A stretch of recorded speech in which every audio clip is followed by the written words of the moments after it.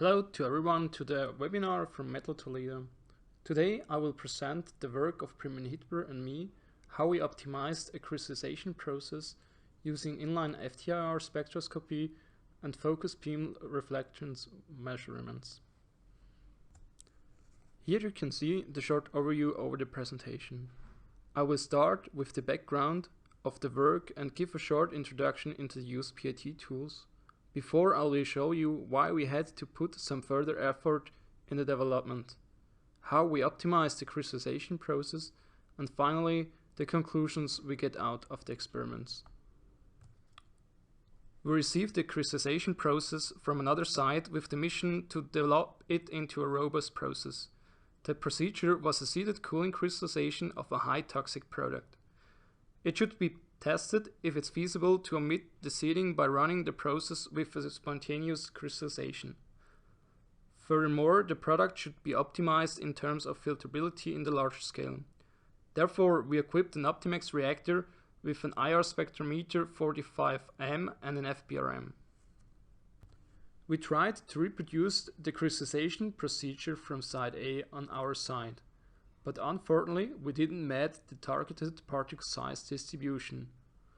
You can see on the right hand side graphic that our distribution was much broader and it got a big increase in fine and coarse particles. It looks very closely to a bimodal distribution. The distribution overall is less defined and much broader. From this point of view, it can be said that the process was not reproducible and we had to do some further investigations. To find the cause in the different particle size distribution between the side A product and the product of our experiment, we equipped an Optimax reactor with an 45M IR spectrometer from METTLER TOLEDO. We built a model to determine the API concentration at each point of time. We also used the gravimetrical data from solubility experiments in the lab to calculate a polynomial fit that showed the temperature-dependent solubility. Out of these two parameters, we could also calculate the supersaturation at each point of time. To monitor if any unexpected event happened, we used an inline focused beam reflectance measurement to monitor if we have new fine particles or if the bigger particles are also growing. The system works like this, that we have a rotating disc with a lasers. If the laser strikes a particle, the light will be backscattered. The duration of the backscattered light is proportional to the charge length and the speed of the rotating disc. To build a robust model to predict the API concentration out of the IR spectra, we run an experiment where we had the API as a suspension in the solvent. We heated it up to the clearing point, where we knew that now all the API was dissolved and we had a defined concentration in the solution. We cooled down the solution until a point where we saw an increasement of the fines in the FBRM. Then the API was falling out and we didn't know the exact concentration of the API in the solution. Because of the ATR technology of the IR probe, we can only measure the API that is in solution and not the one who is in a particle. When we had the increasement of the fines, we added some further solvent to dilute the API, heated up again to the clearing point and cooled down.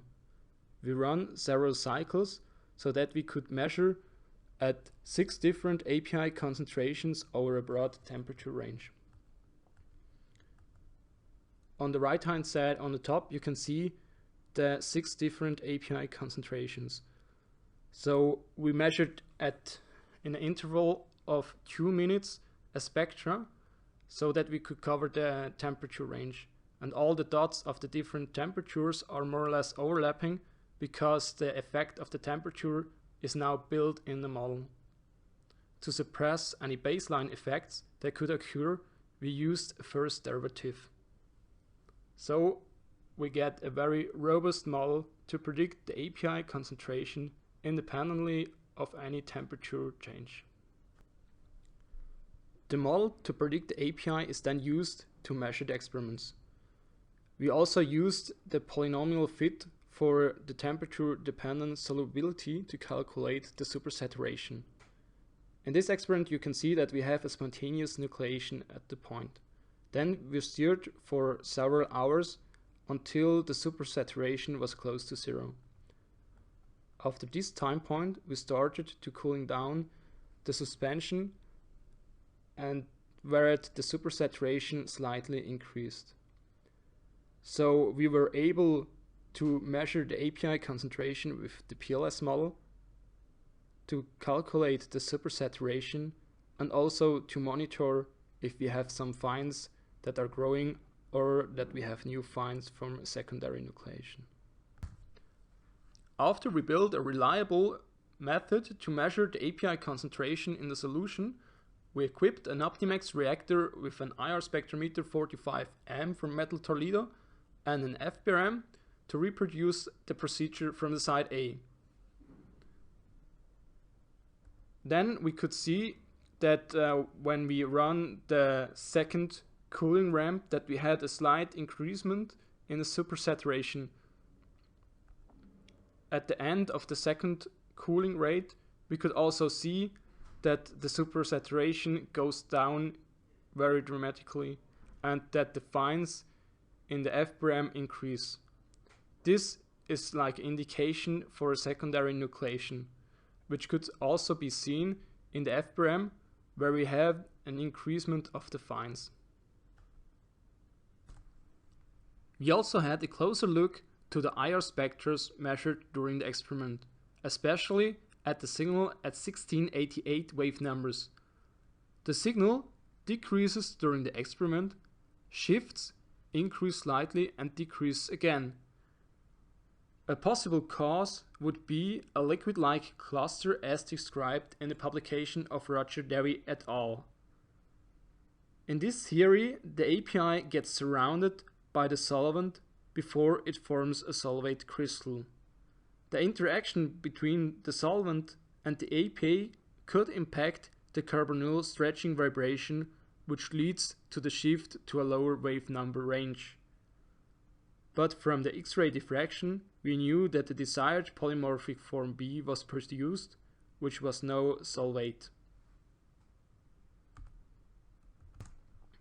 To optimize the crystallization process, we also changed some other parameters to find the best conditions. To have a look at the crystal grow rate, we changed to different cooling rates from 33 degrees Celsius down to 1.5 degrees Celsius per hour. We also used different amount of seeding crystals, from a few seeds up to 1.5% of the API amount. Furthermore, we used also seeds with different particle size distributions. We used jet milled, hammer milled, and the seeds we got from the side A. In the table below you can see the different particle size distributions of the seeds used, whereas the jet milled or micronized seeds are the smallest. Here you can see the results of the experiment with the fast cooling rate. We had oversaturated suspension, which was seeded and then cooled down with 33 degrees Celsius per hour. In the graphic we can see that when we started to cool down, the supersaturation increased because the grow rate of the API was much slower than the increasement of the concentration. At a certain point, the crystallization leads to a secondary nucleation where the supersaturation was just too high and all the API crashed out. This led also to increasement in the particles measured by the FBRM, which can be seen in the graphic on the right hand side. The experiment with the slow cooling rate was once more seeded and then cooled down with 1.5 degrees Celsius per hour. We can see on the left hand side graphic that the supersaturation stays constant on a very low volume. The whole process took more than 2 days time. On the right hand side we can see the seeding where we had a big increase in the counts of 50 to 150, but then we cannot detect any secondary nucleation or other unexpected events. The crystals just grow to larger particles. Like in the experiment before, we had a look at the signal at 6088 wave numbers. In the experiment with the slow cooling rate, the signal smoothly decreases and don't shows any shift.